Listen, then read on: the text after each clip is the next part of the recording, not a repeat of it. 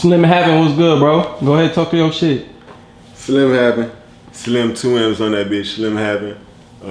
Motherfuckers in the city might know me as Leo, Havinnthangz. Say it twice, if you don't say it twice, you ain't saying it fucking right. Motherfucking 1/4 of Havinnthangz, man. Yeah. Oh, okay, and speaking of Havinnthangz, your group, I mean, it seems like you guys been quiet for a while. You know, not too many tracks have been dropped. Not too many shows. I think was your last show like to set the tone. Yeah, last show was setting the tone. Oh yeah, but like yeah, for sure. Like we most definitely working. Like a nigga, it's not just sitting around and just letting time pass. Like a nigga then been investing. Like got a camera. Like nigga, motherfucking. Then over the last year or so, a nigga's really just been perfecting his craft type shit. Just putting us in position to fucking do whatever we want to whenever we want and not have to pay, you know what I'm saying, motherfuckers out of pocket, because that's gonna, you know what I'm saying, that's gonna kill you. Like, you could motherfucking sit up and pay for motherfucking like 5 videos within a fucking 3-month span, but then it's like, damn, like, you just spent the rack and some change, maybe, you know what I'm saying, depending on how long your song is, what cameraman you're using and shit. But you spend all that money on motherfucking paying motherfuckers when you could be making that money yourself, or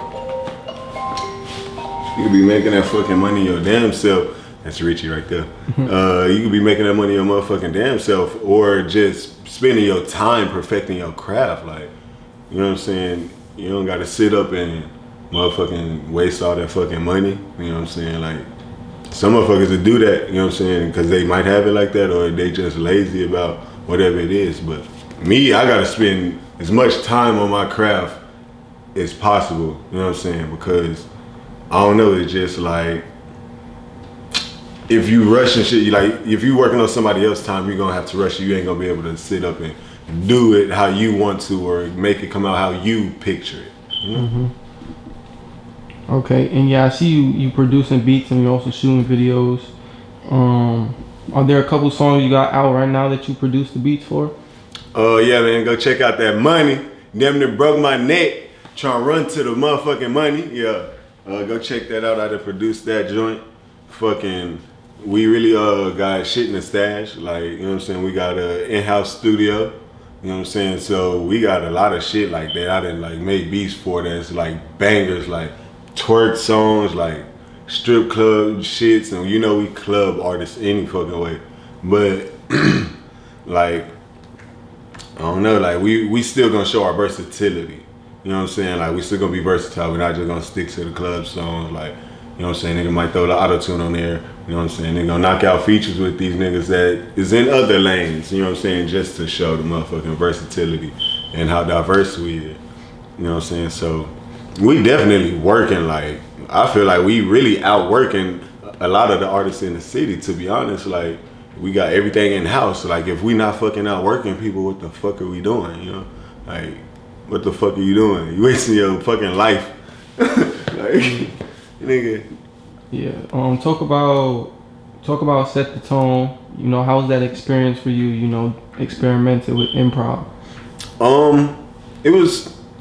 It was something new. Like, a nigga ain't did nothing like that since, like, I could say probably on some high school shit. Like, you might have a theater art class type shit, and the motherfucking instructor, they gonna, you know what I'm saying, they'll go up there, improv a little skit. They'll give you a motherfucking guideline to go by as far as a theme, a setting, and then you just go based off of that, and you got a motherfucking come up with a beginning, middle, and a motherfucking end type shit, and all has to make sense. But like, it was a different experience with the improv. Like, I think that nigga might need to rehearse. Like, yeah, like it's improv, but nigga guys to rehearse. Yeah, I mean, that's exactly what I was saying too. Like, how we just gonna have a show if we're not rehearsing or anything? I felt like the focus was more on the after show than the actual comedy show, and it started out supposed to be the comedy show. And yeah, I honestly, and me personally, like I was amped up for the motherfucking after show. Like the artists, you know what I'm saying, the artist part of it as far as the rapper, the music and shit. You know what I'm saying? That's my forte. I'm not necessarily your best actor or fucking comedian or nothing like that, but you know what I'm saying, like, nigga definitely gotta rehearse and make sure we have shit at least planned out. But I would want to do it again in the future. Like, I think that was a good first run, and it was a lot of learning. You know what I'm saying? Like, I feel like you gotta learn from shit like that. Like, it's trial and error with everything, especially first starting out. You know what I'm saying? When it comes to promoting, motherfucking music, making beats, doing videos, like, you have to go through a trial and error stage. Like, you don't just start off a master. I don't give a fuck if you spent your 10 hours watching YouTube videos, 10,000 hours watching YouTube videos, like you still gonna have to go through your trial and error stage.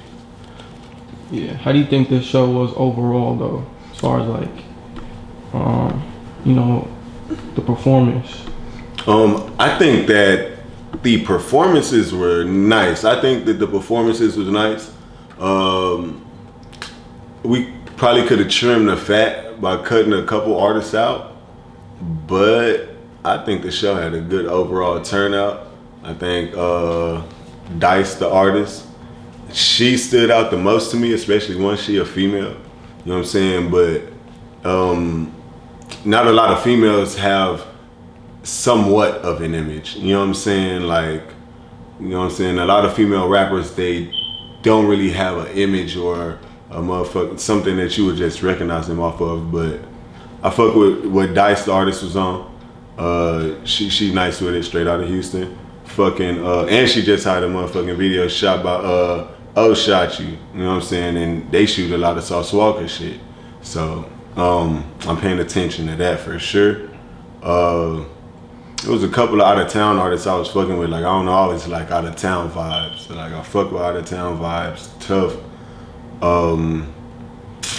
Other than that, I mean, you know, it's typical artists from the city. And then you got Havinnthangz, say it twice, you know, say it twice, you ain't saying it right. But I think we rocked the hell. I think the first show, it was nigga was still kind of caught off guard by the improv shit, so the whole vibe of the place was kind of thrown off.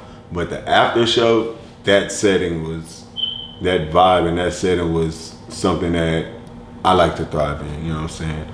A lot of artists, a lot of people, and just networking, you know what I'm saying? Good for networking. They have pop-up shops. I definitely got a vintage motherfucking jacket, like a custom jacket. I had to grab that bitch. But it was a lot of shit going on. There's a lot of networking to be done, for sure. A lot of it. How did the team come together? As far as Havinnthangz, period? Yeah. Okay, so we all like went to school with each other from motherfucking, whether it was elementary or middle school, so we all had always known each other. The east side of San Antonio is so fucking small, like the niggas in San Antonio, like that population is just so fucking small, everybody know each other, so, you know what I'm saying, we grew up around each other, and then we met DT in motherfucking high school. We all met DT in high school, you know what I'm saying, 9th grade, you know what I'm saying. Nigga just like chopping it up, chilling type shit. And his family around that time, he has older brothers. And they were doing the music shit, and they were going by Havinnthangz. So Havinnthangz really came from DT's family. Like, that's a family motherfucking, I guess what you would say, label, you know what I'm saying? Like, shit happened, you know, shit happens. They kind of stopped rapping with the shit, but shit, that nigga DT, he wanted to keep that shit going. He got me in the equation. And it was just me and him like the first year or so, like fresh out of high school, like the end of senior year on some shit. And we've always recorded ourselves, like we've always edited our own shit, you know what I'm saying, like from jump. But and then motherfucker skated off to PV, went to college for a little bit, and I wasn't trying to just sit up there and not like make music. Like, I even had a little weak studio set up in my room, but a nigga was up in that bitch working, like, you know what I'm saying? And I was like, fuck it, I'm gonna go throw this nigga Rizzy up in here. I'm gonna go throw this nigga Rizzy up in that bitch asking him what he think about the music shit. And the nigga got in there and he did his first verse, did that hoe. And then we backdoored and K Fresco stayed like, Fresco from Austin, that nigga stayed like across the fucking walkway from us. So we went and recorded for, like on Pro Tools and like an actual like good ass program, good ass mic. My first time doing that was fucking with Fresco. You know what I'm saying, that PV. And he was just kind of starting doing the camera shit. Like he had just bought a camera like maybe that next semester. You know what I'm saying? And that shit crazy because even, all right, so Fresco right across the motherfucking walkway, but Megan Thee Stallion is even 2 buildings down from us. Like, nigga would see that bitch every day for sure.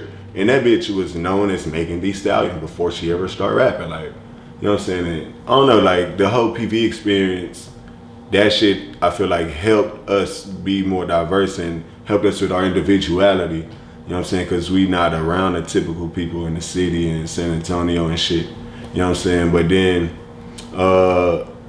Richie, I don't know, I kind of just threw the idea out there, like, bro, I already had like an image, bro. Stay having money, like, you know what I'm saying? That nigga he be doing this little thing type shit. So I don't know, I just threw the idea out to him, and shit, he got in the studio. So then it was me, DT, Rizzy, Richie, and we also had Keeper in the group.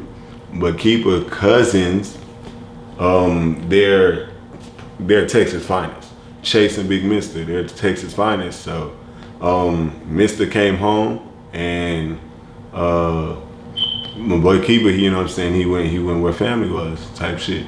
And it ain't no bad blood. Like, bro just came over and recorded 2 songs like 3-4 days ago. Like, so it ain't no bad blood or nothing.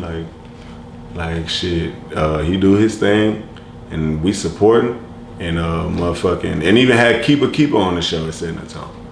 And he motherfucking, we I don't know, we the type of artists we gonna sit up and support. A lot of niggas, they don't, but shit. Which one of y'all started rapping first? DT. That nigga DT was rapping first. And then he just came up to me, he had his shit on a little iPod Touch. And that's what we even started recording off of on GarageBand on the iPod Touch in high school. Like, we'd go skip class and go duck off in the motherfucking theater arts closet or the little back dress room type shit and record type shit. So it was DT, and then after DT it was me. So me and DT been doing this shit for a good 5 years, 6 years for sure. You know what I'm saying? I can say seriously, we've been doing it for the seriously like the last 2 years, like 3 years. Okay, and do you have any projects out right now? We don't have any projects out right now, but we have enough songs to where we can definitely release 2 projects, like for sure. But you don't want to release that shit and your buzz ain't right. You know what I'm saying? So that whole time ducking off and not being too much on the scene, like, we've been working in the studio just, you know what I'm saying, pushing them songs out, making the beats, pushing the songs out. But during that, we see that we fucking working, you know what I'm saying? So you don't really get a sense of that decline, you know what I'm saying? You don't get a sense of that decline. But when you ready to drop something and it don't do the numbers that you used to doing or what you expect, you see that decline type shit. So we really just at that building the buzz stage type shit. Like, we definitely on that type shit. And just singles and videos, that's what's next from Havinnthangz. Singles, videos, features, videos, out of town videos, like visuals, like that's what's next from Havinnthangz for sure. All right, so you say you did the college thing. Bring it back to growing up. Growing up, okay. Ooh. Growing up, I could say I stayed probably in every neighborhood in the east side except for the Denver Heights and the Rigsby's. Them probably the only 2 like neighborhoods a nigga have not stayed in, like on the east side. Like growing up, I didn't have my mama early in my life. Like my mama didn't really come too much into the picture until I was like 10. I was really like with my dad. My dad was out ripping and running, doing shit niggas do. Not saying he didn't take care of me. Like he provided for me for sure. Like made sure nigga had the shoes and all of that shit. You know what I'm saying? Might not have been the best shoes, but a nigga had some new clothes. Nigga wasn't running. He didn't have me running around and bum me like no bummy ass little boy. But a lot of my early years up until the time I was like 13, 14, it was mostly spent with like my grandma type shit. But let's say my mama come into the picture, she come into the picture about 10 years old. And I have a whole little sister I have not seen. Like I didn't get to see her born. Like I didn't even get to see her till she was 5 years old type shit. So my mom and dad, they try to work their shit out, do the family shit. Me, my mom, my dad, and my little sister. And motherfucking, recapping on that shit was crazy. Like, a nigga should really low-key be like damn near crazy. Like, a nigga grew up moving around all the time, fucking evictions, fucking not even being able to have a stable fucking like foundation of a home, I guess you could say, to even establish like a whole like friendships and shit, like shit that kids need. You know what I'm saying? Shit that kids need. Like you need to be able to sit still and have a motherfucking for sure home, a motherfucking for sure spot that you're gonna be at. You know what I'm saying? And a spot you can invite your friends over to. Like, nah, like I'm going to your crib, bitch. Like it ain't shit to do with my shit. Like you know what I'm saying? Like bitch, we gonna sit up here like this, bitch. We ain't got no cable. Like all of the above. Like shit, nigga moving around. My mama shipped me and my sister off to Oklahoma for a little bit. I was probably like in 6th, 7th grade. I was in middle school at the time.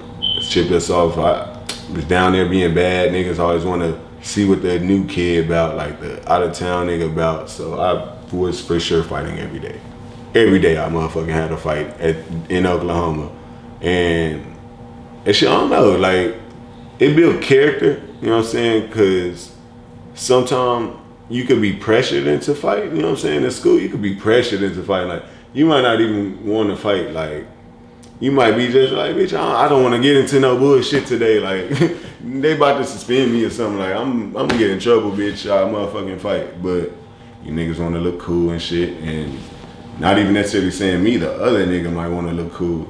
So I don't know, like shit like that I carry like throughout my life. Like you know what I'm saying? I ain't sitting up. I don't want to look cool in front of no fucking body. Like I don't give a fuck if a nigga think that he could whoop me. If a nigga talking shit, I don't give a fuck.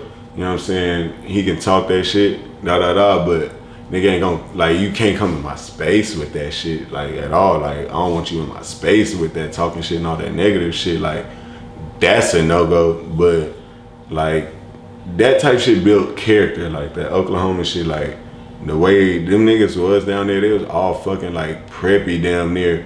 You know what I'm saying? But they all wanted to act like they was hood niggas type shit. They all wanted to make it. This is just in school, or it's just at school. Like this is just at school. Like from the moment you get on the bus and get off that bitch and go to breakfast, like niggas is trying to show out for bitches. Cause this is academy, but this ain't no fucking like pre-K through 8th grade. Like nah, bitch, it's 6th grade through fucking 12th grade. So you know what I'm saying? You got middle schoolers trying to look cool in front of high school motherfucking like this shit was crazy. Like I don't know, but got into fights, got my ass shit back down here like in less than 2 months. Like fucking my sister was still up there. So at this time my mama, she had a apartment in the sticks. She had a apartment in the sticks off Morning View. And nigga was up in that hole, no furniture. You know what I'm saying? Just a little TV on the floor, you know what I'm saying? And mattress on the floor in your little room type shit. Like I don't know, like a lot of that shit humbled me. I feel like it built character, but I always know, like, and I always knew in my head, like, this ain't meant for me. Like, I just have no control over the situation at this point. I'm a fucking kid, you know what I'm saying? But I don't know, I just always knew that shit wasn't for me. And I don't let it affect me, like, you know what I'm saying? People probably gonna be shocked that I'm even saying this shit right now. Like, they're like, damn, I thought he was on some preppy ass, like, cool, like, smart boy shit. Like, yeah, I'm intelligent, I'm smart, like, for sure, but, like, I ain't gonna let my past really just dictate my future, basically. That's what the story of my growing up is. I ain't gonna let my past dictate my future, you know what I'm saying, as far as the bad experiences, but I'm gonna learn from everything. Was your living situation different from Oklahoma to Texas, or? Oh yeah, for sure. Oh no, nigga, for sure. Like, when I moved to Oklahoma, I was with my grandma and my auntie, and they, I could say they were like on some like working middle class type shit, like motherfucking always food in the fridge. Like, a nigga might have picked up some pounds being at that bitch, like, motherfucking, it's always food. Like, I come home from school, it's like dinner's already fucking made with homemade fucking pies and fucking what do you want? You know what I'm saying? You get good grades, I'm gonna go take you to get you what you fucking want. Like, even though I didn't get to stay down there long enough to even enjoy none of that shit, but it was a easier vibe. Like, as far as just everyday day-to-day life, I felt stable. I had stability, like, you know what I'm saying? That was the big difference as far as Oklahoma versus being down here. Down here I had no stability, you know what I'm saying? And I don't know, that shit was just and I think that whole adjustment, like, it fucked me up, like, shit, I don't know, I just acted out and I didn't even know why, type shit. But so what brought you back to Texas? Just getting in too much trouble, stressing my grandma out, stressing my auntie out, fucking, they was tired of my bitch ass, nigga, they was tired, bro. They told my mom, nah, yeah, I'm about to fly this nigga back to, flew me back type shit. I'm only in the 6th grade, like, I'm on that bitch on the plane by myself, like, 6th grade, like, this shit fucking throw. And that was, like, probably one of the last good experiences I had as a kid, like, anything else other than high school. By the time I was in high school, we got on the Section 8, like, housing type shit, and we stayed in the old wheelie courts type shit, you know what I'm saying? And that built even more character on top of, you know what I'm saying, that. So now I got stability type shit. I stayed, so after, at 9th grade, I stayed at the same crib all the way through high school, basically. Nigga, up until I left to college. You know what I'm saying? We was out here in the motherfucking old wheelie courts and met a lot of motherfuckers, seen a lot of shit. Ended up doing shit. Like, that shit throw, like, I don't know. But my earlier life experiences, it also helped me see that it helped me have a different outlook on life, period. Like, when it comes to the shit that niggas, the typical niggas in the hood might do, like, I'm gonna look at it a little differently, like, you know what I'm saying? Because I've seen other shit, you know what I'm saying? Not everybody in San Antonio has seen other shit, let alone little niggas that grew up in the hood. Like, you don't really motherfucking, not a lot of people have really been going off the east side before fucking high school. Like, I damn near haven't even went off the fucking east side until I really started hanging around Richie and his older brother, like 11th grade. Like, my black ass was just really just east side, period. I don't know nobody from no fucking Wagner. I don't know nobody from Judson. I don't know nobody from fucking Brack or Highlands. Nigga, I don't know nobody from Roosevelt. I don't know no fucking body. So it was even foreign for me, just like moving around the city and really kind of even seeing what the city has in store. But I don't know, man, that shit just like, recapping on that shit crazy. So when did the music come into play? As a black person in America, I feel like music come into play as soon as you're born. I honestly feel like music come into play as soon as you're born. So growing up with my grandma, I was pretty much the only child. My grandma that stayed in San Antonio, I was the only child. Like, it was just me and her type shit. My dad, he was out doing shit or he was locked up type shit. And so she stayed in Eastwood. That was stability. We were stable then, but shit, she wasn't working. Like, she was living off a fucking retirement check. Like, that show how old she was right there. So what the fuck can she do with a 8-year-old, 9-year-old, 10-year-old, 11-year-old boy? You know what I'm saying? What the fuck can she do? You know what I'm saying? Besides, like, just say don't do that. Like, you know what I'm saying? So, I don't know, shit. I lost my train of thought. Repeat your question? Talking about music. Okay, music come into play. Okay, so yeah, all right. So I'm a fucking only kid, and before my dad got locked up, he would like come in with like little bootleg fucking like albums and shit. So every now and then we'd go take trips down to Oklahoma to see my mom, and I think music started really becoming a play in my life when I heard the Hot Boys. It was around the Hot Boys and Mystical time. It was definitely around the 2000s, 2001 area. You know what I'm saying? You can ask my motherfucking mama, like, nigga was singing Bling Bling word for word at like 5 years old. Like, nigga singing Shake Ass, Watch Yourself word for word. Like, boy, don't say that, like, type shit. You know what I'm saying? Like, even just being down here, only kid, I didn't really have too many outside resources. Like, some motherfuckers have an older brother or siblings that put them on music from their era or their preferences. Like, I didn't have nobody really to even pass down any preferences of music to me, so I just listened to what was out at the time. And I think that kind of tailored me to how I am now as an artist, because I always try to stay with the times, and I break down the format of what makes this hot during this time, and you know what I'm saying, I can make some of that format my own type shit. You know what I'm saying? Like, I can apply that to my craft.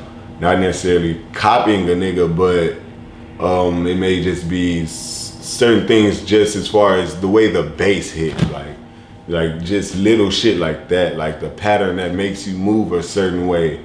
You know what I'm saying? Like, that's just what music is gonna be at that time. If whatever the fucking latest dance is, like when the motherfucking shoot came out, all the music was shaped around motherfucking that feeling, that vibe, and those patterns. And the Woe came out, and now everything's fucking going for the pattern that makes you motherfucking whoa. Like, you know what I'm saying? It's shit simple to me, you know what I'm saying? But I don't know. Like, as far as music growing up, I wrote a couple raps like in high school before Darren ever came up to me.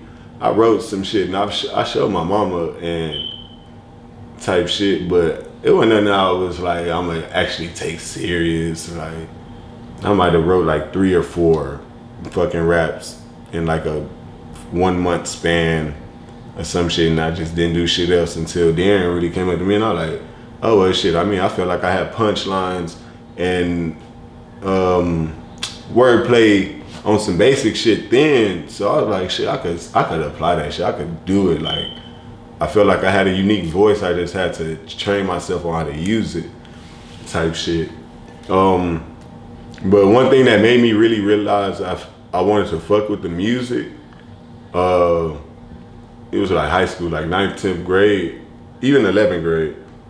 My mama would send us off to church with this lady, and she had us like on some shit, like on some like youth choir shit, small ass church. Like, the lady would damn near have to like come and bang on our door just to get us to that motherfucker. Like, and one day she just was like, you need to do something with your voice. Like, she's like, you need to do something with your voice. Like, you have a very special voice.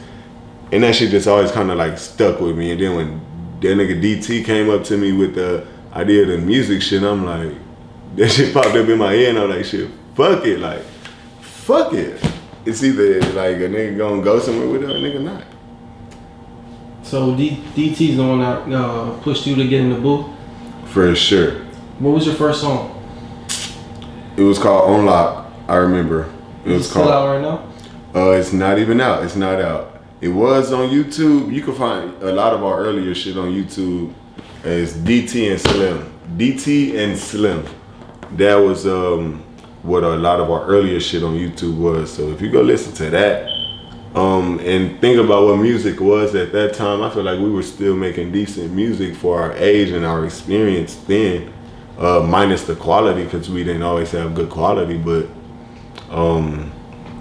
yeah, that nigga DT definitely came up to me with the idea of it, and we just ran with it. Like, that nigga, he ain't the type to want to sit up and wait on nobody either, and I try to let that shit fuel me and kind of teach me and help train my work ethic type shit. Other than that, because you did music for a couple years so far, so what's some of the things you learned as an artist, you know, about yourself? About myself as an artist? Damn, man, I fucking learned so much. And I didn't learn all of that shit from just rapping. Like, I learned it from dipping and dabbling in fucking production and engineering my own shit. Like, I feel like if I didn't invest any of that time into my craft and like doing all those different things, I couldn't have made it all come together as one whole sound, which I feel like my preference as a fucking artist. I really don't, I can listen to struggle rap all day because it's relatable, yeah, but I don't like making that type of music. I want to make music that make you feel fun and make you feel good. Like, I've been through the struggle, like, you know what I'm saying? Like, I really don't want to motherfucking relive it, you know what I'm saying? I want to speak some other shit into existence or talk about the fun shit that I fucking do.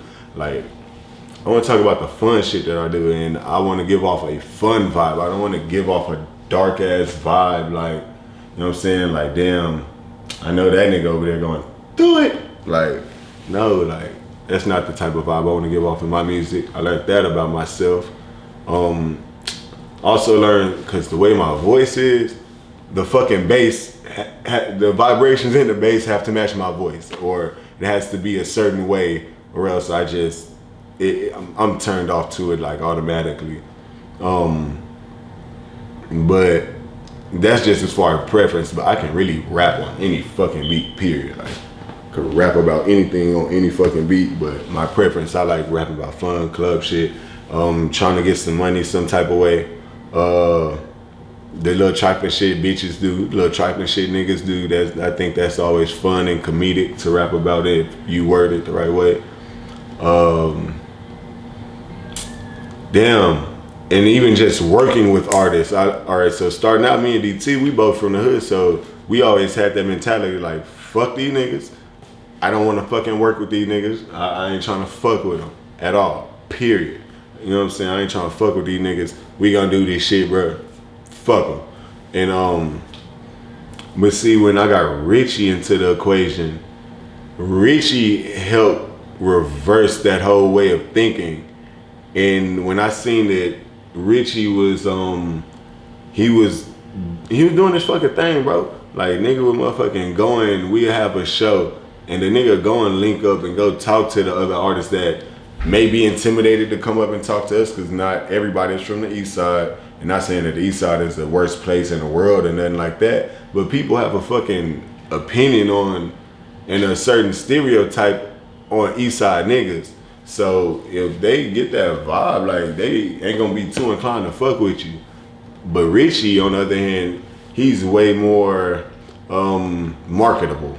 You know what I'm saying? From his skin complexion, his fucking hair, just his whole overall vibe versus ours at that time. So he was able to like link up with a lot of artists and create a lot of relationships and build a buzz kind of quick. Like, just stepped on the scene, like, just built a buzz quick as fuck.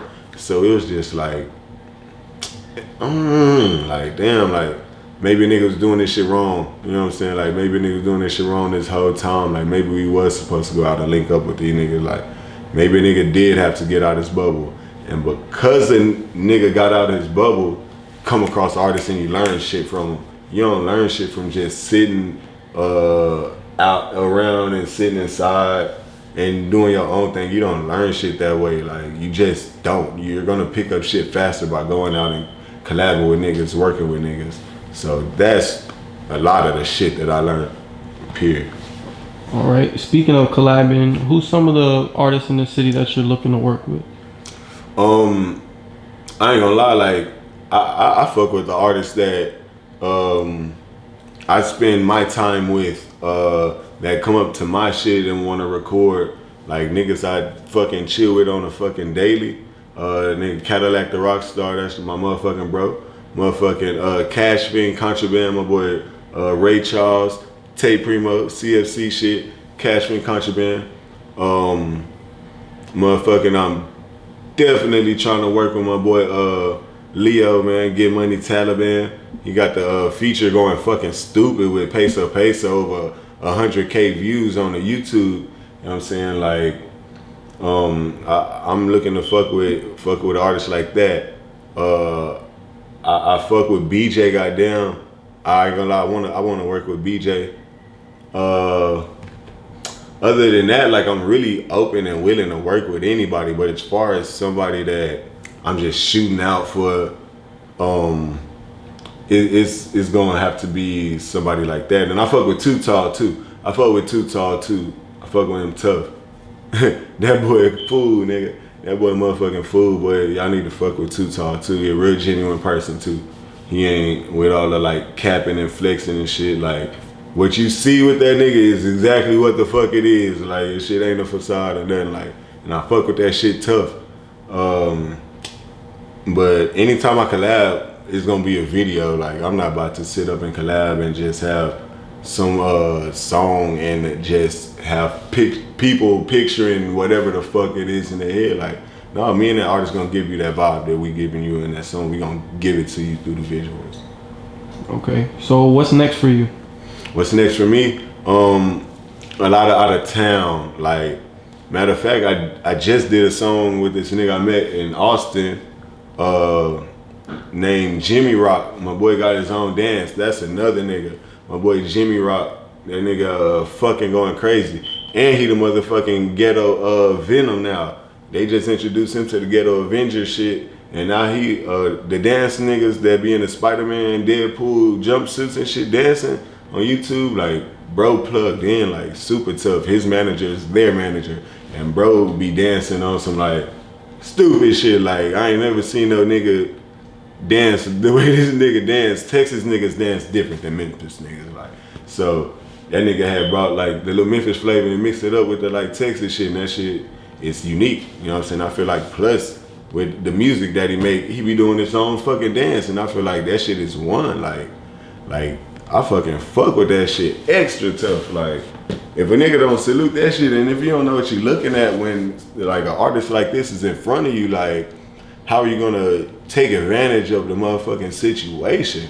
You know what I'm saying? Like I met him in Austin, but we did the fucking collab here. Like, the nigga came down here one weekend. I had him pull up to Supreme on a Saturday, lit in a bitch. You know what I'm saying? Nigga, I got access to get on stage if I fucking want to, you know, fucking at Supreme type shit. So, shit, nigga, hop on this bitch, nigga, hit your motherfucking ass, like, you know what I'm saying? So, I just want to kind of create relationships with out-of-towners and kind of bring them into the city just a little bit, just to kind of get a taste of it.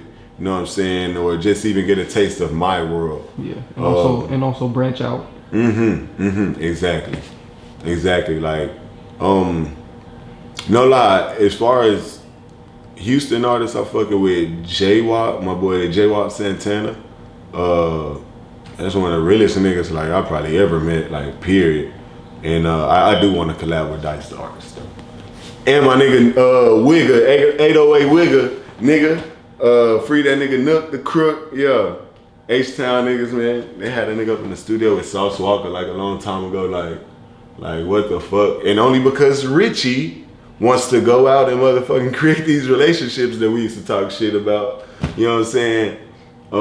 We ended up in the fucking studio with Sauce Walka, bro. Like, like that whole experience was like eye opening, like period, like damn, like not even on no starstruck shit, but on some like this can be any fucking body in this fucking room type shit. That was like the icing on the cake. Like that was one of the highlights of this whole rap shit, period. But like also what's next for me, really visuals. Like I've been just kind of cooking up making music, but I want to tie the energy that I'm trying to give off. I want to tie that shit into the visuals, like the fun, like kind of like how the baby do type shit. Like when you watch his shit, you don't sit up and you don't be like, damn, yeah, that nigga might shoot another nigga in Walmart. Like damn, that nigga might motherfucking go and break his hand again because he want to punch on the nigga. Like you don't get that vibe when you watch that nigga. You know what I'm saying? But he is, you know, so clearly with the shit. Baby, like he clearly is with the shit, like clearly. But he don't gotta give off that fucking vibe in his music. Like you can give off certain vibes in your music, and that shit'll fucking bring that shit, like them same vibes, like right back around, like to your ass. Like even referring back to just being too stiff for motherfucking marketability, like motherfucking just not wanting to work with niggas. Like so niggas is gonna look at you like, who the fuck are you, nigga? Like why wouldn't, like, nigga, you gonna sit up and not try to work with me type shit, or just have a whole like attitude about it. So that same shit will come back right back to you. So I just want to tie in that fun, having things feeling into the motherfucking music. Like that's what's next for me. And like I'm into the visuals, and that's what's next for me. Like I don't know, like I'm about to like really have fun with this shit, because now I don't gotta fucking pay a motherfucking soul. Like I don't have to pay a soul for shit. Like for studio time, I don't gotta pay a soul to make a beat. I don't gotta pay a soul to fucking do a video. Like this shit crazy. But I still wanna collab with niggas that do videos and niggas that make beats. Like me and Ron Hawk, we cooking up. You know what I'm saying? Me and Ron Hawk been cooking up, like making beats like for the last like probably 8 months and shit, just making beats and making songs to him, making beats and making songs to him. Like so a nigga got shit brewing and shit that I could do. I just want to go the right route with it. All right. And what's your social media we can contact you at? Slim 2 M's .Havin, nigga. Havin, nigga. HAVIN, nigga. Havinnthangz, nigga. Slim 2 M .Havin. That's my IG handle. I'm on there, motherfucking, really more than Facebook. Only time I be on the Facebook, which my Facebook is Leo Havinnthangz. Only time I'm on the motherfucking Facebook is if I'm trying to do a little studio session for somebody, get some money, or reach out, collab, shit like that. Like motherfucking, yeah, but IG Slim 2 M's .Havin. Nigga, yeah, I'm trying to get to my 10K followers, nigga. I'm right there at 9,200. Like, nigga, I just need follow.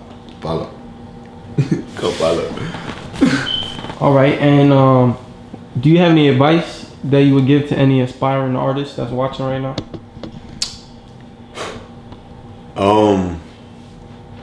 Man, I didn't take this shit serious in the beginning stages, but one thing I can say is quality. Like, quality sets you apart from a lot of motherfuckers.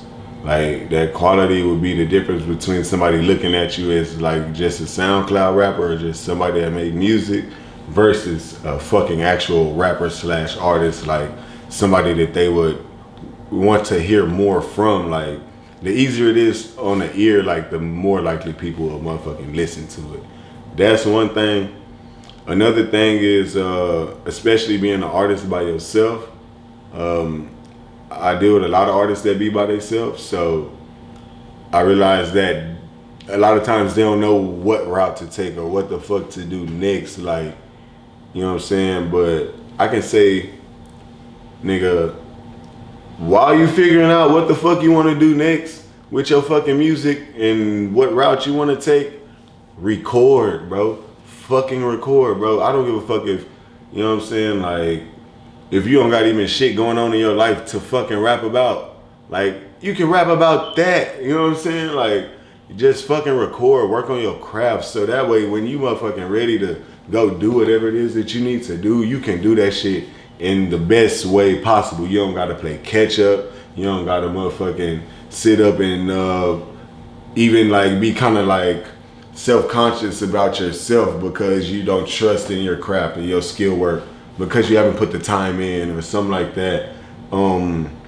Like, nigga, you got to work. Like, you just have to stay recording. That, I feel like that's what was a big upside for me. Like, throughout bullshit of like being broke, not having no money, like throughout the whole just life process, I stayed on the music shit, and I've always been working on my craft and perfecting it. Now I'm in a better position. I can do what the fuck I want to for the most part, you know what I'm saying, and feel confident about it. I don't gotta sit up and play catch up because I kind of sat back 2 years and like half-ass recorded, half-ass took the music serious. Like no, I've like just always taking the music serious. If you're gonna do that shit, nigga, do it. You know what I'm saying? And you know what I'm saying, build up your fucking catalog, you know what I'm saying? Drop your shit the right way. Nowadays, SoundCloud isn't the way, but there's so many different ways you can get your shit on iTunes and Spotify and fucking YouTube and all of that shit and get monetized, meaning get paid for your streams and downloads. Fucking, there's so many different ways you can do that shit now. It's ways you can really make money off of like music now. Like, motherfucking, people don't even think of this shit, like doing shows where you sell tickets. The tickets ensure that people are gonna be at the fucking show, plus you can make your cut off of it. Like, shit like that. Like, don't be afraid to walk up to a motherfucker and introduce yourself. Like, you see a cameraman doing pictures across the fucking room, you ain't never seen this nigga a day in your life. Go up and get this nigga Instagram, man. Go see what this nigga about. Go like his pictures. Keep in contact with that nigga. Like, a producer, anything, even if the nigga say, oh, I charge $500 for beats. Like, so what, nigga, follow that nigga, get the nigga IG, all that shit, network. Like, shit, he ain't gonna always be charging $500 for no beats. That nigga will take $100, because not everybody is gonna be paying no $5. Like, you know what I'm saying? So, you also got to just know how to finagle. You got to know how to talk to people. But one of the biggest things, if you gonna go in other people's environments and you wanna go link up with artists and be in their environments, make yourself valuable.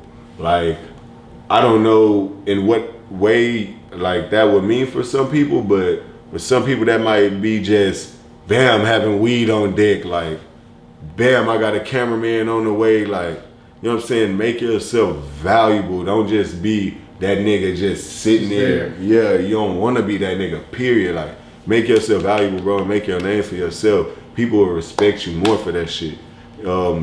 Give people advice. Give the advice. Don't sit and hold back. People will respect you more for that shit. So that pretty much sums up, like, far as the advice I would give to a up and coming artist that's in the same position as me or even in the earlier stages.